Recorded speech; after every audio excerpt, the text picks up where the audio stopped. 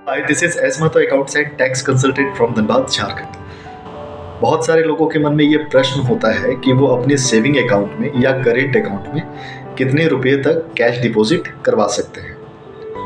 तो देखिए, इसका जवाब ये है कि इसके लिए कैश डिपॉजिट के लिए बेसिकली कोई लिमिट नहीं है कि हाँ, आप इस लिमिट से ऊपर डिपॉजिट नहीं कर सकते हैं, बैंक इससे ऊपर के डिपॉजिट को एक्सेप्ट नहीं करेगी, चाहे वो सेविंग हो या करेंट अकाउंट हो।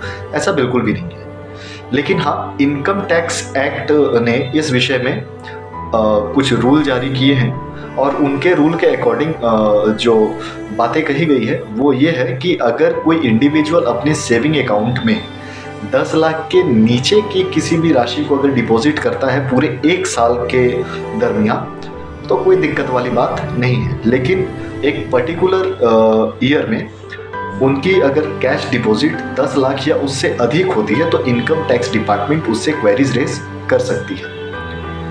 करेंट अकाउंट के लिए यही लिमिट जो है 10 लाख से बढ़कर 50 लाख की हो जाती है कि अगर आप 50 लाख के नीचे अगर करेंट अकाउंट में डिपॉजिट कर रहे हैं कैश, तो there is no need to worry. लेकिन अगर 50 लाख या उससे ऊपर का कैश डिपॉजिट अगर आपके करेंट अकाउंट में है तो इनकम टैक्स डिपार्टमेंट आपसे क्वेरीज रेज कर सकती है।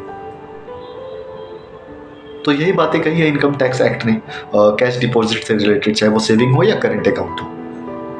तो आप हमारे साथ जुड़े रह सकते हैं ऐसे और अपडेट्स पाने के लिए, या फिर किसी भी तरह की अगर आपको क्वेरीज हो इनकम टैक्स और जीएसटी से रिलेटेड, तो आप हमारे S Mahato accounts and tax consultancy firm को संपर्क करके और भी विषयों पर अधिक से अधिक जानकारी हासिल कर सकते हैं। So thank you for watching this video.